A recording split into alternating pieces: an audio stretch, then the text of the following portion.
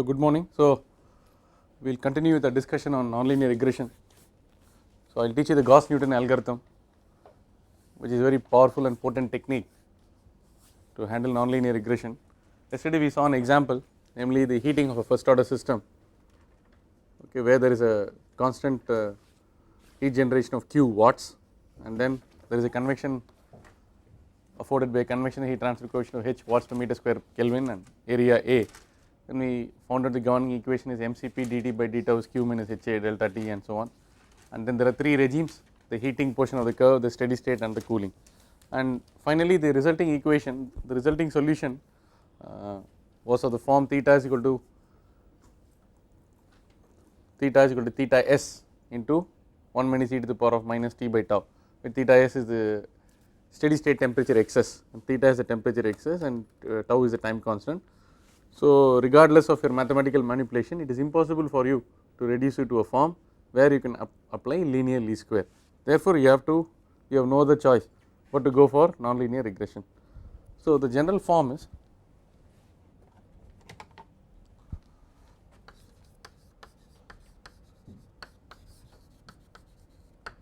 suppose you have a general form example.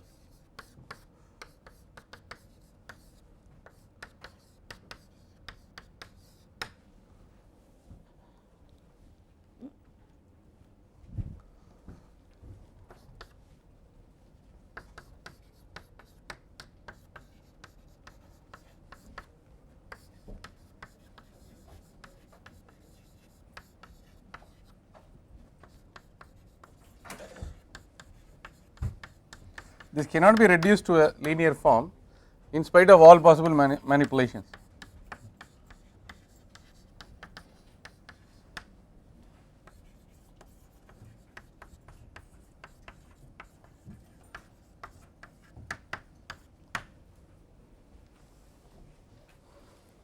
Therefore we take recourse to nonlinear regression. Okay, so that is the idea. Now how do we write this? So this can be written as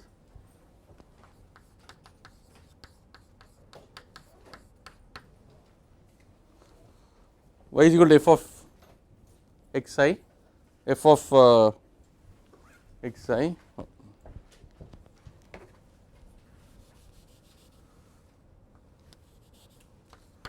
yi is f of xi given a comma b plus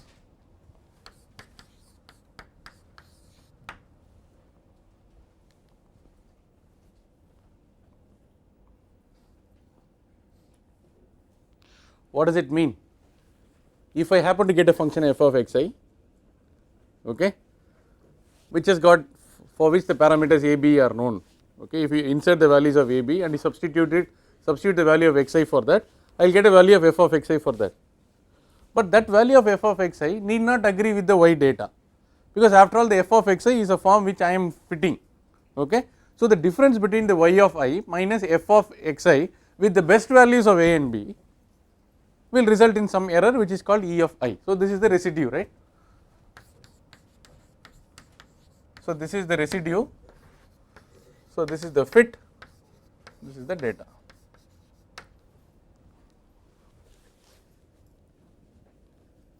So I will simply call it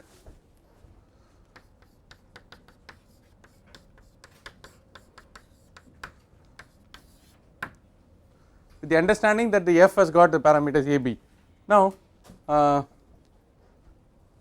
let us say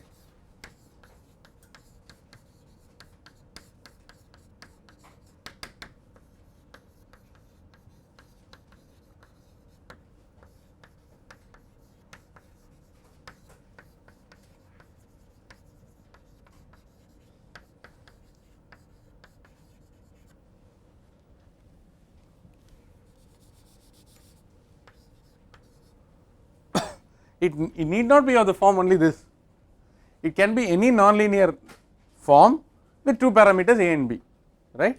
So for a general two parameter problem where linear regression will not hold, we are proposing this. Now how do you go about doing this nonlinear regression?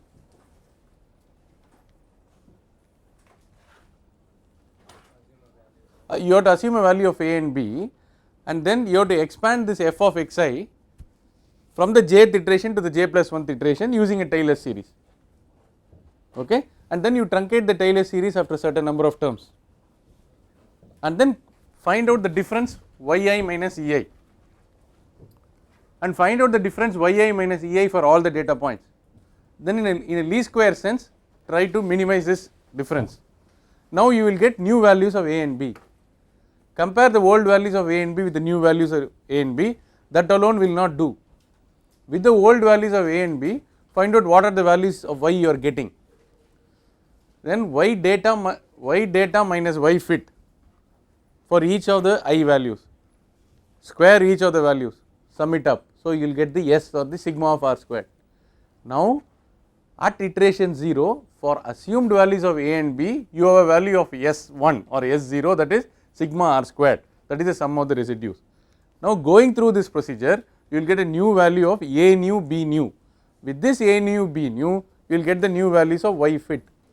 Find out the y fit minus y data whole square and see how the S, that is the sigma r squared, is going down with iteration. After it has reached a sufficiently small value, you can take a call and say that this is enough. Okay. So basically the key is we are still using linear least squares, which means we have to approximate the nonlinear form by an appropriate linear form. That means we expand it as a Taylor series in the neighborhood of AB. What is at AB? That is A naught B naught, that is initial values of AB, and then truncate with first order terms and then use a least square minimization. When doing the least square minimization, since many points are involved, it will be advantageous for us to use the matrix algebra. That is why I introduced the matrix algebra for the least squares in the last class. Now the root is clear, the root we are going to take. Therefore now I can say f of xi j plus 1 will be equal to plus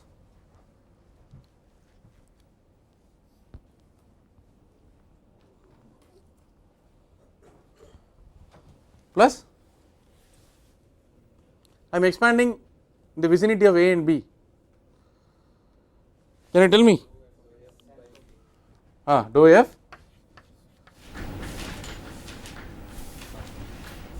into delta I. Correct, plus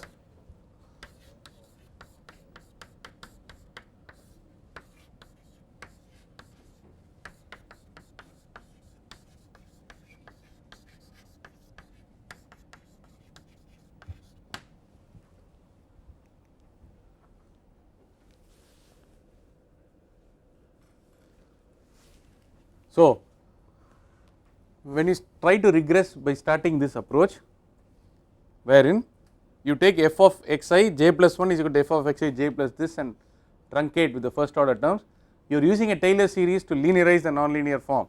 So this is called the Gauss-Newton method.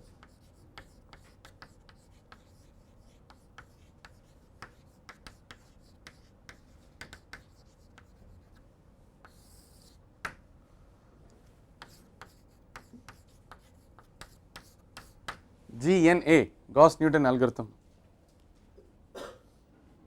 Okay. So now I can call this as 3.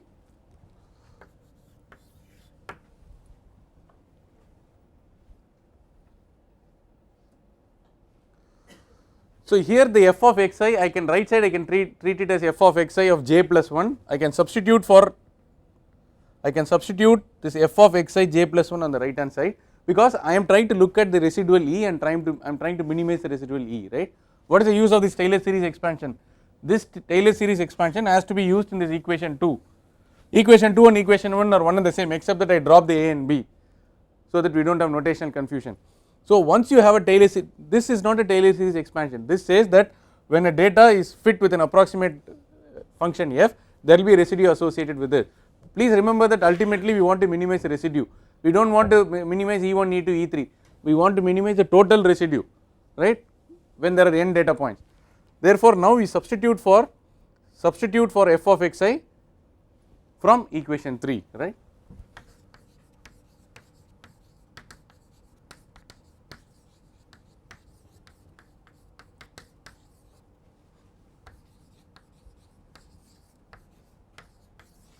So y of I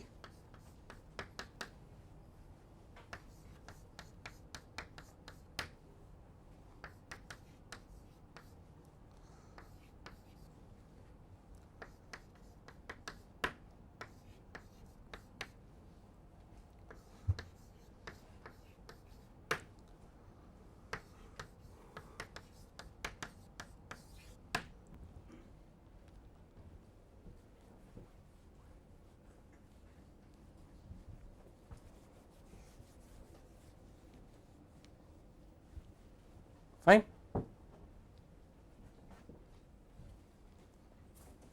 There are some subtle things I have done, I, j plus 1, you should be able to follow that.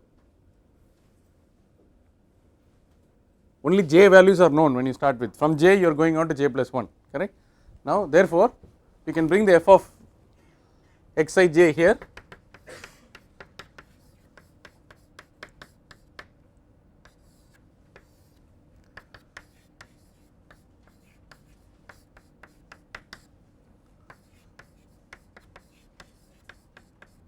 oh this should be j, right.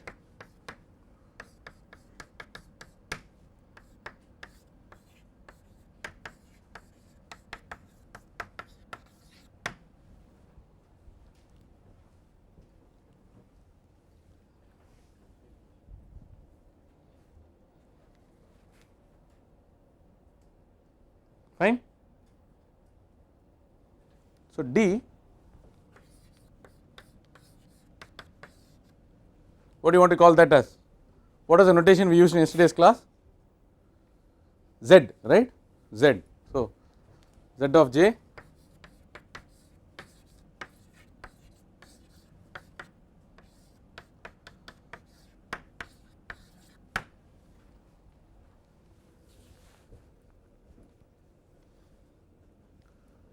why am I using matrix form? There are several there are several I, there are several values of yi, right, y1 to yn, where there are n data points.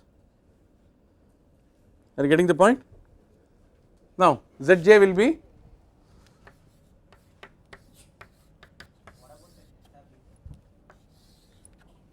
what huh? Delta. No, so I will call it delta capital A.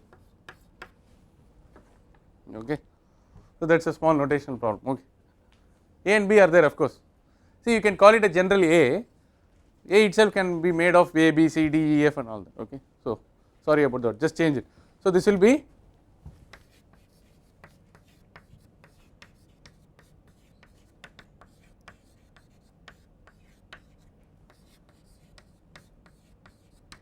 B, B, right, dou F by, sorry, same, there is only F, right, okay, F1, F2, yeah, where n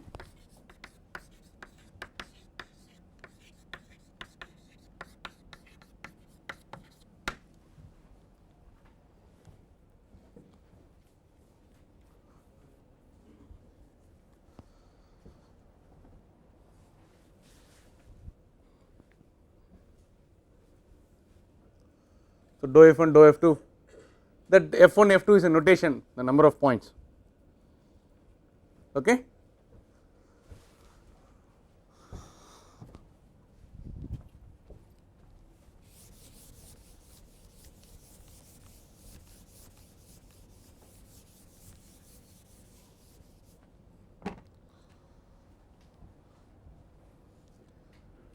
so in the parlance of optimization or in the parlance of matrix algebra, if you get a matrix where there is a function f and you are taking the partial derivative with respect to the parameters a and b, and then you are denoting it for each of these points, and finally you get a matrix like this, such a matrix is called the, it is called the Jacobian matrix. So Zj is called the sensitivity of the Jacobian matrix.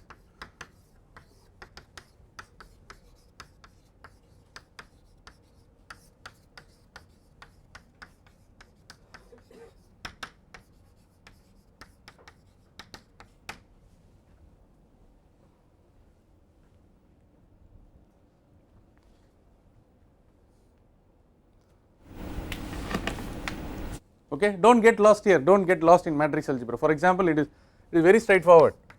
Y is equal to a into 1 minus e to the power of minus bt. For example, y is equal to a into 1 minus e to the power of minus bt. Dou f is this. Okay, so f is this. So dou f by dou a, watch carefully, dou f by dou a is 1 minus e to the power of minus bt. Okay, so you have to start with some values of a and b. So your initial guess values of b you use.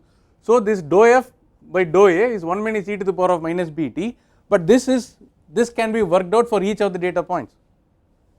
If I give you a table, it can be worked out for the first point, second point, third point, right?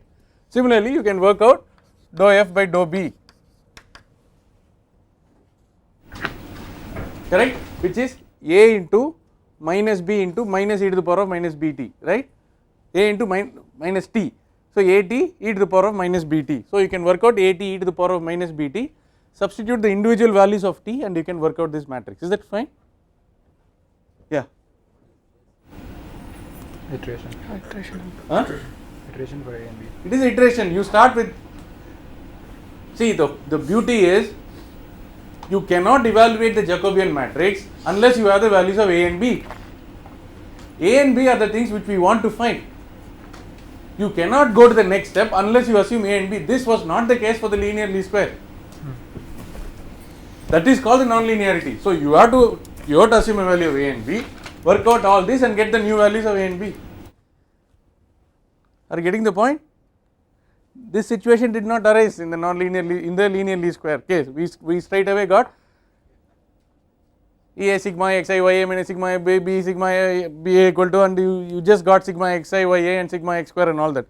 This is not the case here, okay, because we are not, it is not possible for us to reduce to the straight line form. Okay. Now if d is given like this, from what I taught you in the last class, can you write the representation using linear least square? If you want to minimize the residue, how will the final result look like?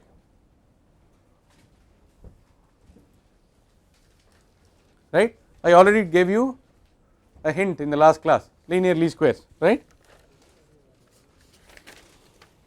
So what is the D matrix? D vector.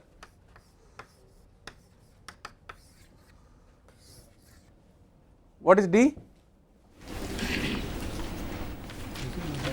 Residue. How do you calculate the D?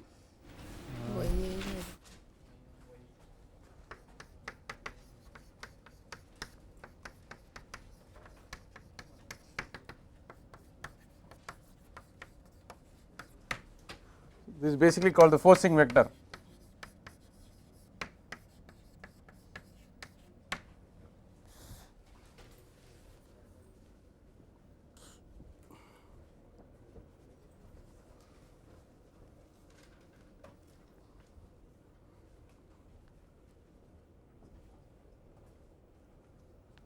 Why am I calling it Zj?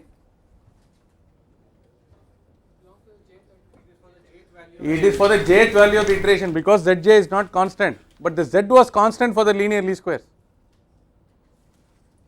That is invariant because the Z contains 0, 1, 2, 3, 1, 1, 1 in yesterday's problem. Yes, you missed yesterday's class. But isn't the y here the j plus 1th iteration? Why is data, no? The yi. No, with j plus 1th iteration we don't know the y.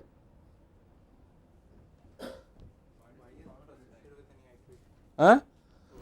Y data is not associated with any iteration. Y data is given to you. Okay, y fit varies with iteration. Correct? Now applying linear least squares.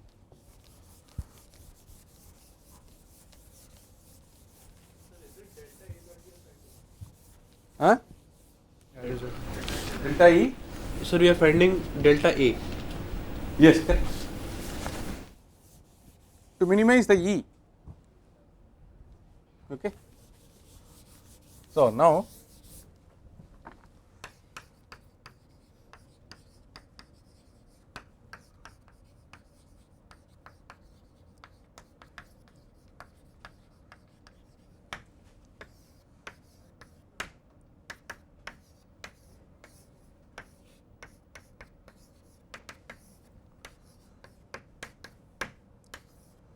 operating on, correct, good, that is it.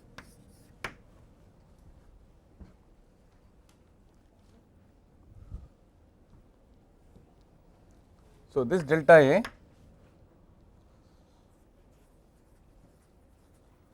so you will get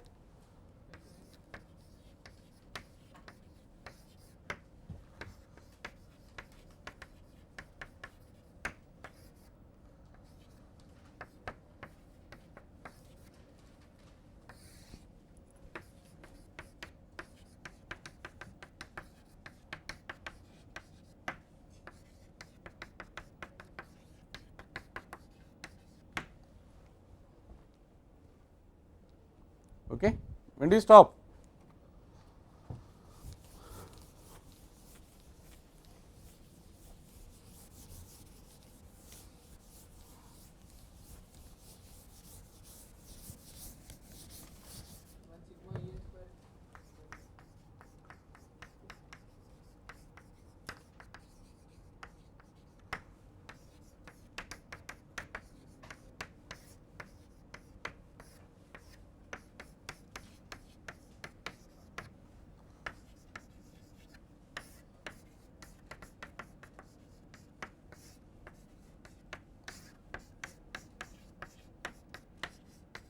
Where epsilon 1 and epsilon 2 are decided by you, they can both be equal, but it could be different.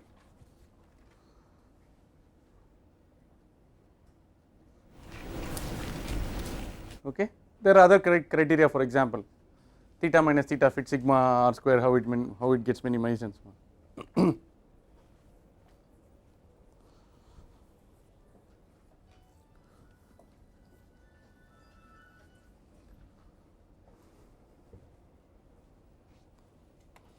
So, the key points in a nonlinear regression are as follows.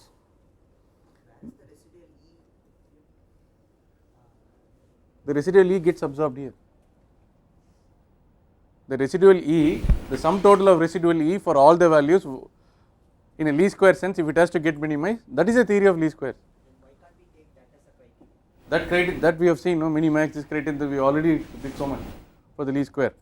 Even for a least square, y is equal to f of x plus ei. Which do you want to minimize? E1 or E2 or E3 or E4?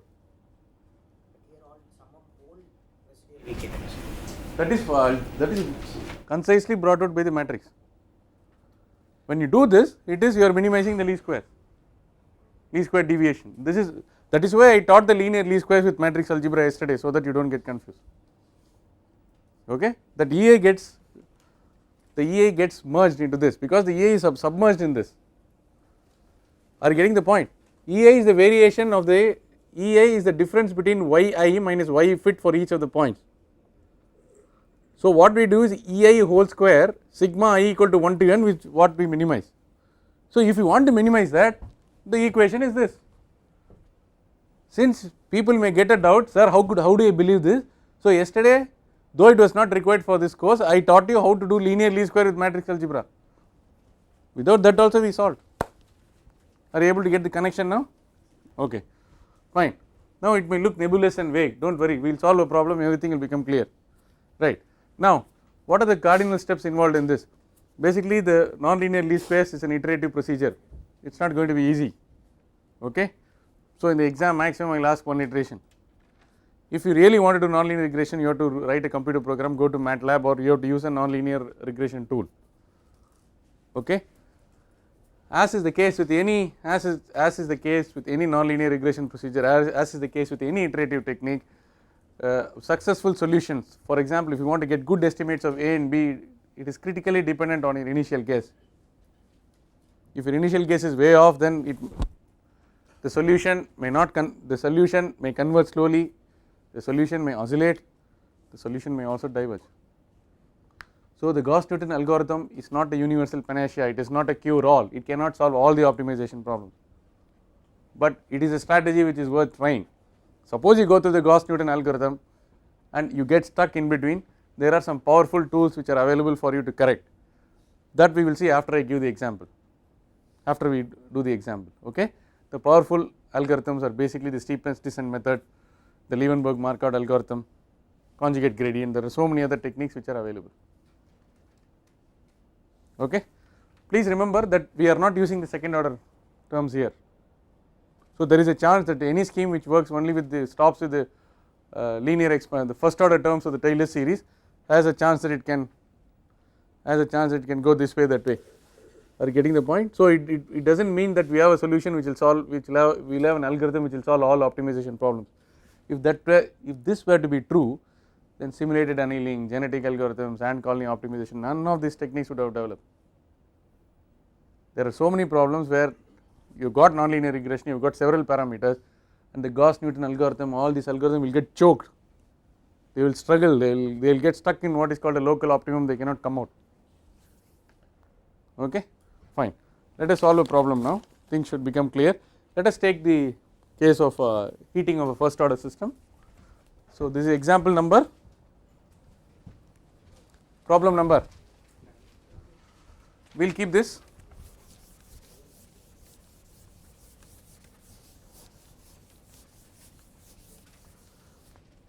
Problem 19, huh? Yeah, please take down. Consider the heating of a first order system. Consider the heating of a first order system consider the heating of a first order system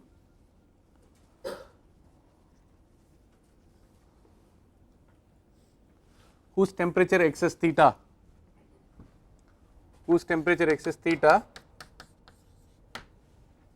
is known to vary as follows.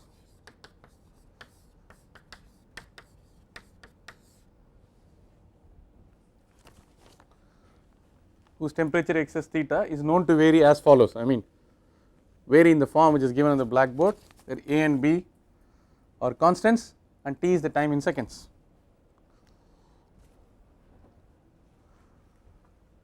Theta is in degree centigrade and T is in seconds.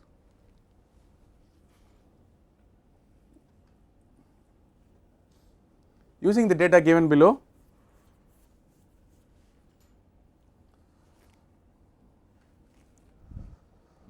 with an initial guess of A equal to 40,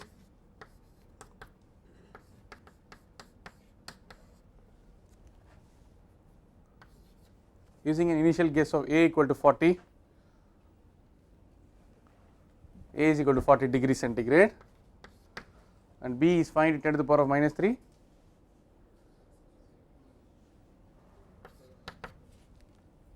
second inverse, perform one iteration of the GNA, perform one iteration of the Gauss-Newton algorithm.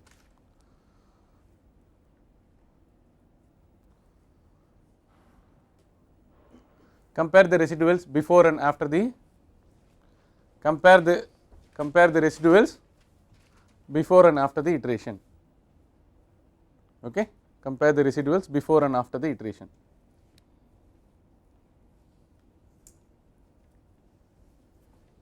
Fine, I will give you the data now.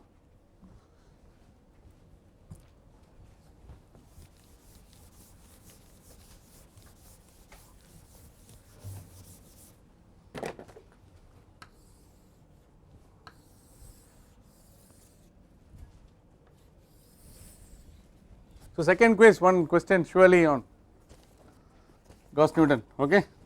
So do it carefully now. That should carry at least 20 marks out of 40 marks.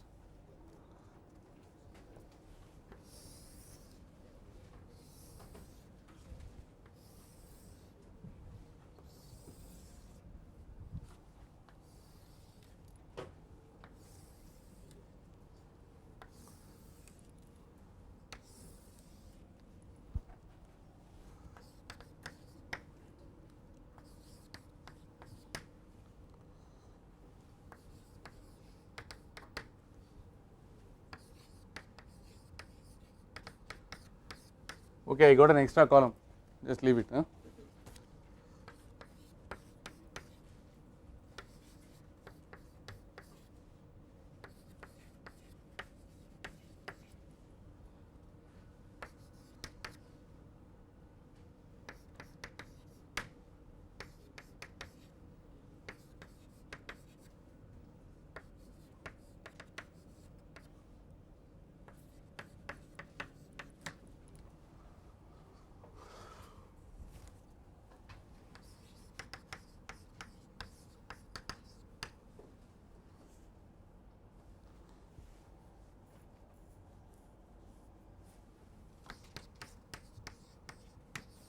Is that correct?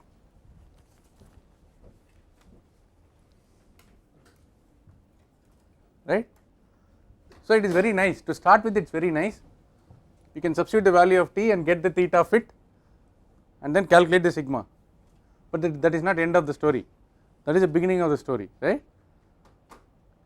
You will not be in a position to fill up this column until you do the sigma xi ya, sigma x square and all this for the linear least square. Here to start with, you assume some values a and b and find out how this is. If the theta fit is excellent, then straight away you go home, but that is rarely the case.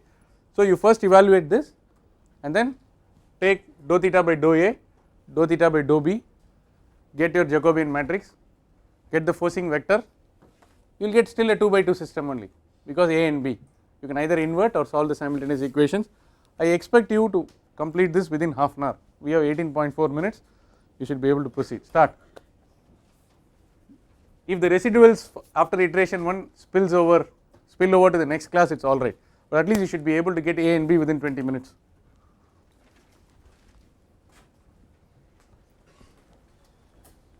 Let them do, you can give a break for 5 minutes, I will start filling after 5 minutes.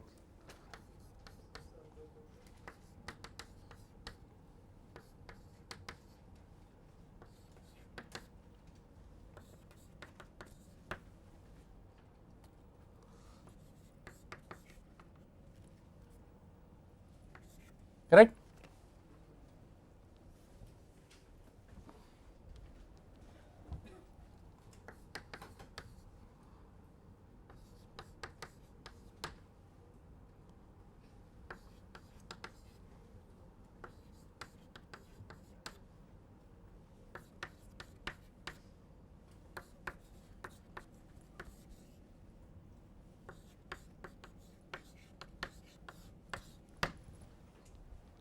Is it okay?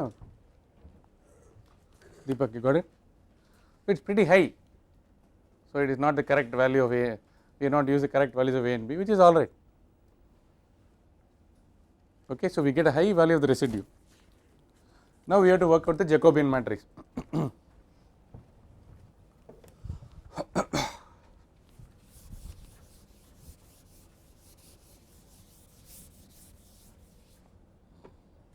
So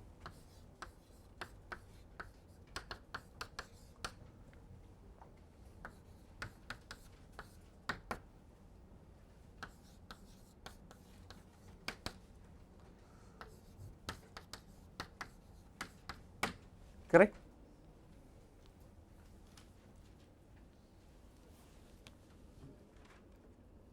Is that okay?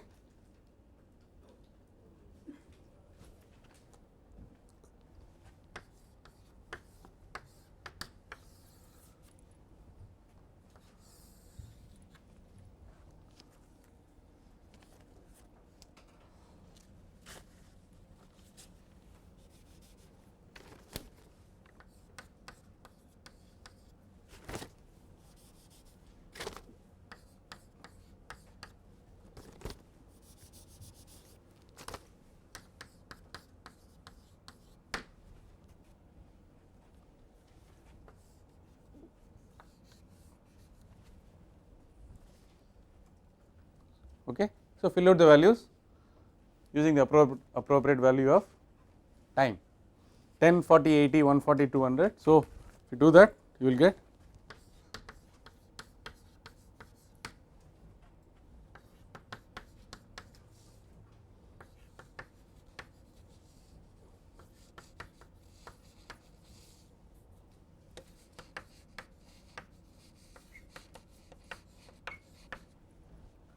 please correct me if I make some mistake.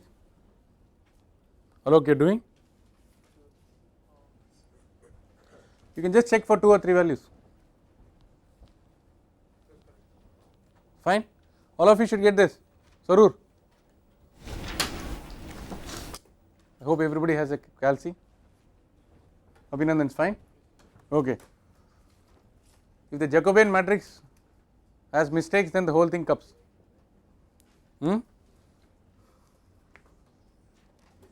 It is not difficult, but it is painful, so you have to do it patiently, that is all. It is very heavy calculations are involved. unfortunately this course is like that. I mean, so now the other one.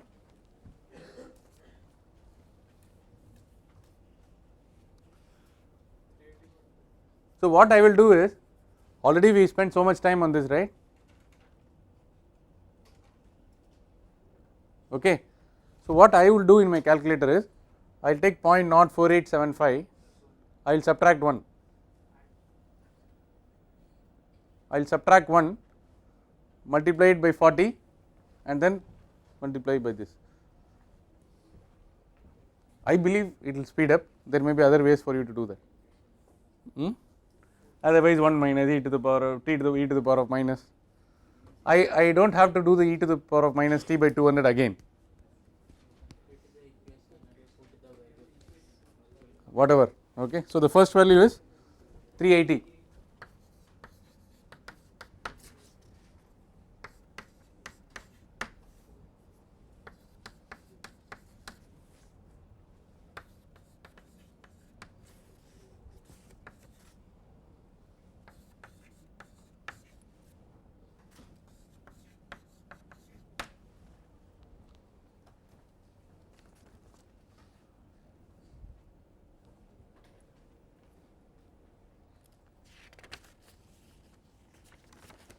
All right.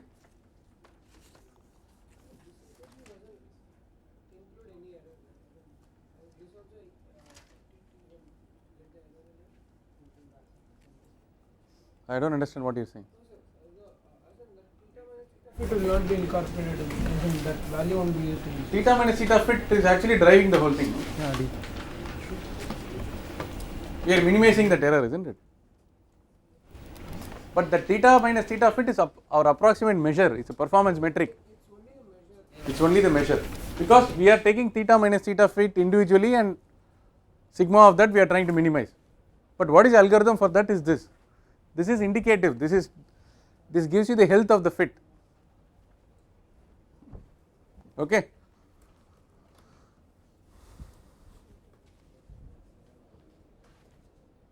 Okay, shall I erase the main one? Everybody has this, right?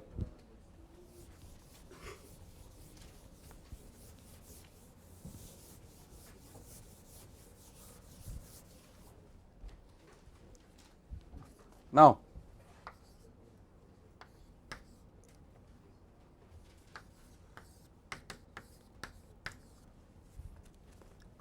why is it z naught?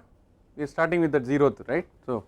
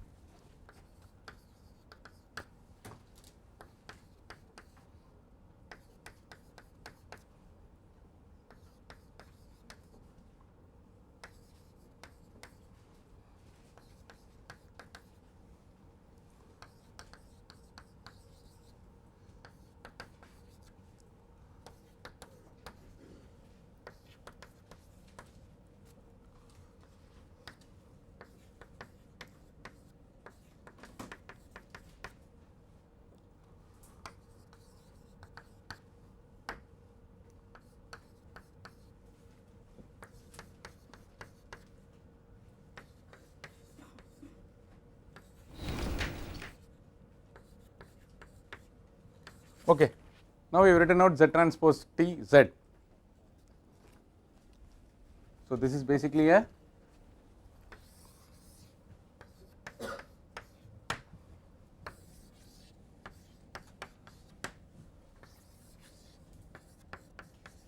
So, we will get a 2 by 2 matrix, alright.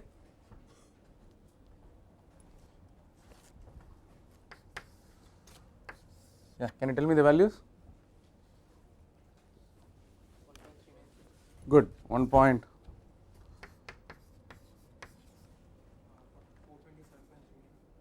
Huh?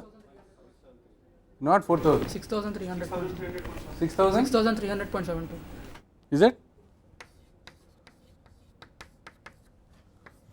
6300 is correct? Yes, sir. Hmm.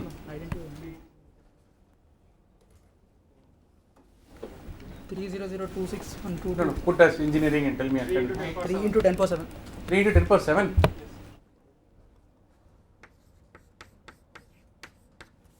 Yeah, okay, I got 2.5 into. Alright.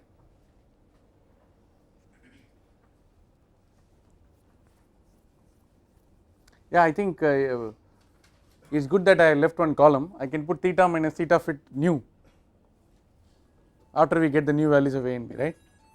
Let us keep that. Okay, let us keep this. By chance I have not erased it so far. Okay.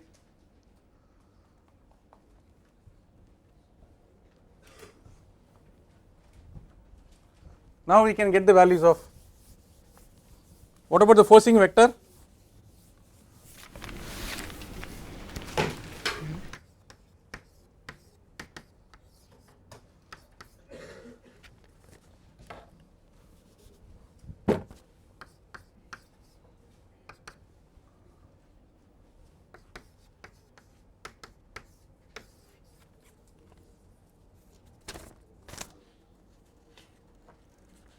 So, what about the forcing vector? What did you get? Into y minus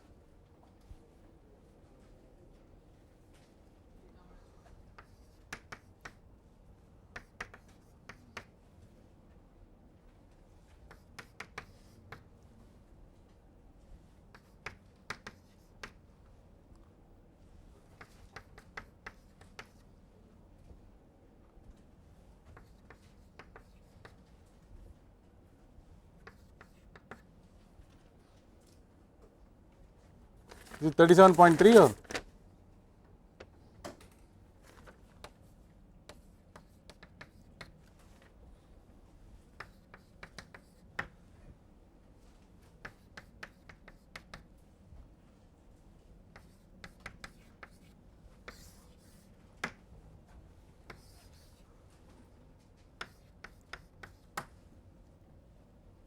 Is it 6 by 2 or what is it? 2 by 6.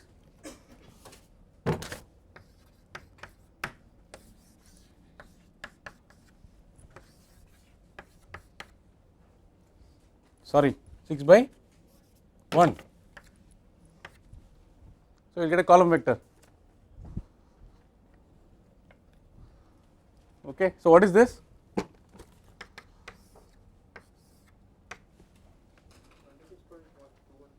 Good, good, 26 point.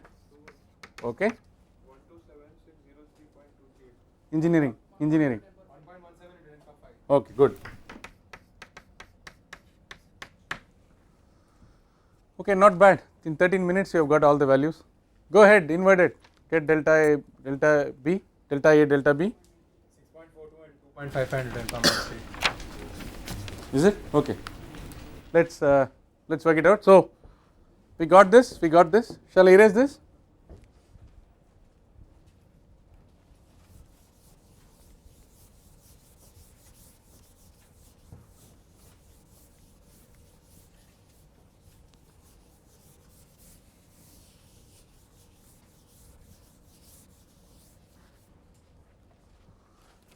Please pay attention.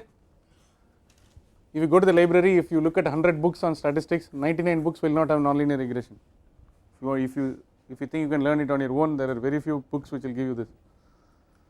Very few books which will have a worked out example and all. So, please pay attention in the class. So, these problems we have spent time to work out and this thing, get values of A and B new. I have asked my students to do one more iteration and all that. So, please pay attention. So, this is not available in most books. Okay. So, Now we can get the values of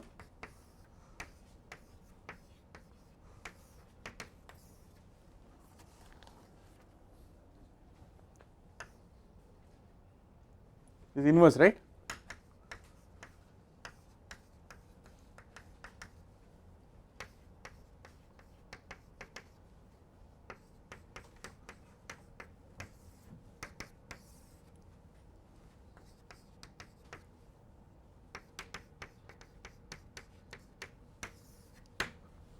So take the determinant,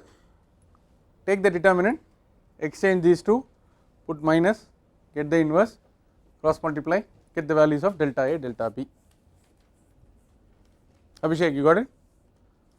No calci, yeah?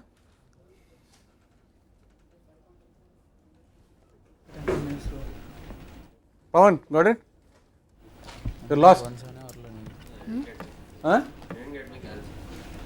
I think otherwise you will, the fun is lost. Please bring your calci.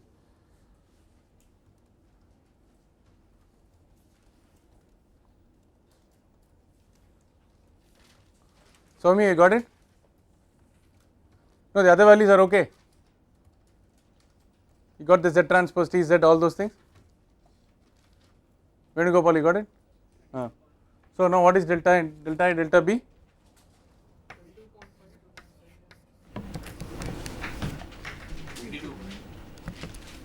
22. 5.93. It cannot be 20. 5.9 and 2 into 10 power minus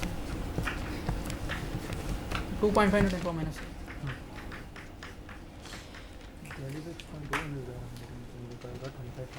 Okay. So A nu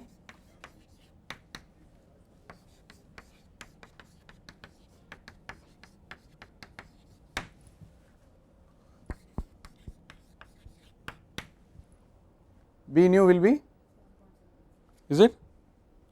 Okay, 7.5.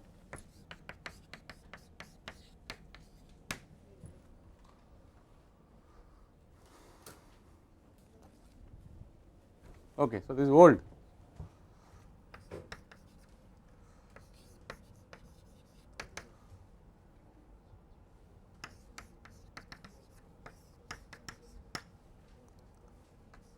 What is that?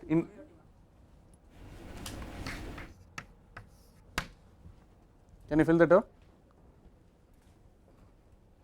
Can you fill the last column? Okay.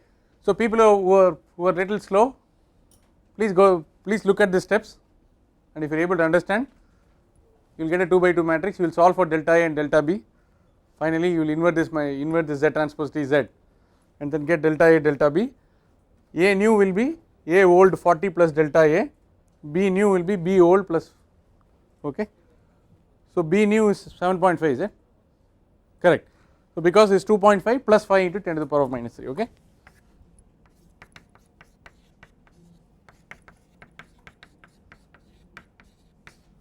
You should be able to get this, it is not such a difficult thing that, alright. Now please work this out.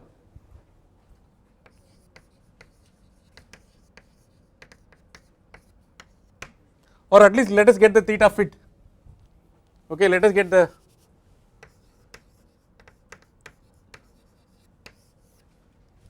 what is the theta fit nu?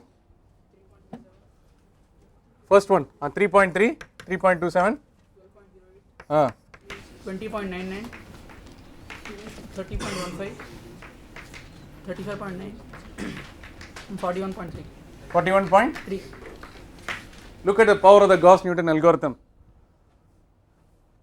When theta was 3.1, the theta fit was 1.95, first iteration, 0th iteration.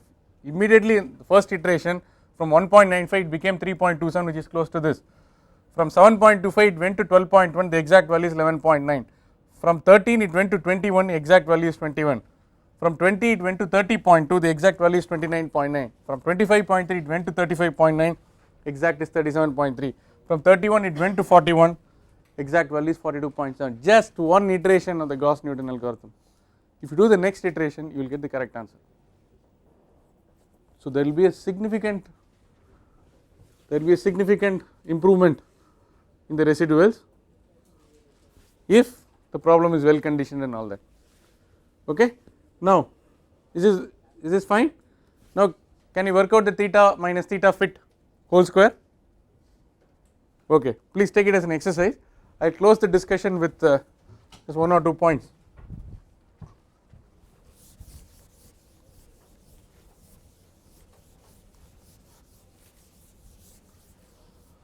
So what are the difficulties with the Gauss-Newton algorithm? Sometimes it is not possible to calculate dou f by dou a and dou f by dou b. It is very difficult to calculate because analytically it will be very complicated expression. In those cases you will numerically evaluate dou f by dou a and dou f by dou b. You can do numerical differentiation, point 1. Point 2, if the initial case is not chosen properly or if the system is not properly conditioned, the GNA may diverge, may not converge or may converge very slowly. So additional modifications are done. One possibility is to have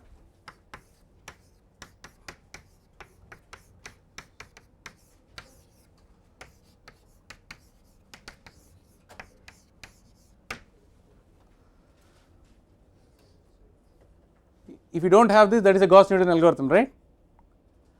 Z transpose T Z, you add a lambda into I where I is the identity matrix. So this is a non-negative damping factor.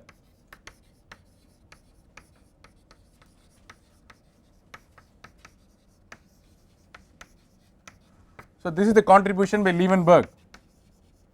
He said that it will condition the matrix properly and it will lead to better results if you do this. Additional improvement was, instead of using the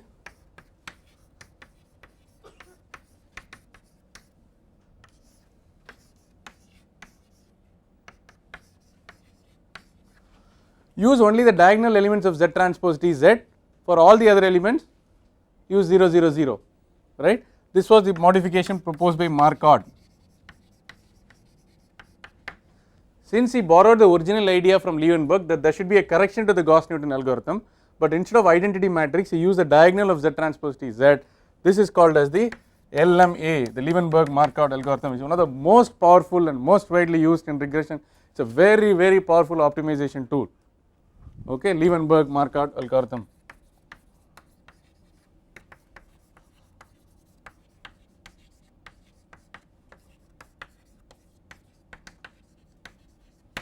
Lambda is a non-negative damping factor. What is the value of lambda to be chosen? That comes only from experience. Does it mean hand waving? I am not explaining properly. No. So what you have to do is you have to start with one value of lambda and find out the result. Start and take lambda by alpha or some other factor. Take a lambda 1 and lambda 2 and see how it progresses. If the convergence is very fast, then you can cool down lambda and lambda can be reduced. If the convergence is very slow, you can put higher values of lambda. Are you getting the point? So if lambda is equal to 0, it is the, if lambda equal to 0, Gauss-Newton algorithm. If the lambda is very high, it approaches the steepest descent or the steepest ascent. Do not get worried, steepest descent and ascent we will discuss when we go to optimization. Okay. So quietly from linear least squares we have come to a stage where I have discussed one of the most powerful optimization algorithms. This can be used for any minimization. We used it for least square minimization, but it can be used for any minimization, right. So now if it is a simple non-linear problem, two parameter problem, it should be possible for you to do in the exam or in life. You should be able to write a program or do hand calculations if it is a few data point and get the values of A, new values of A and B from old values of A and B till it approaches convergence. Thank you.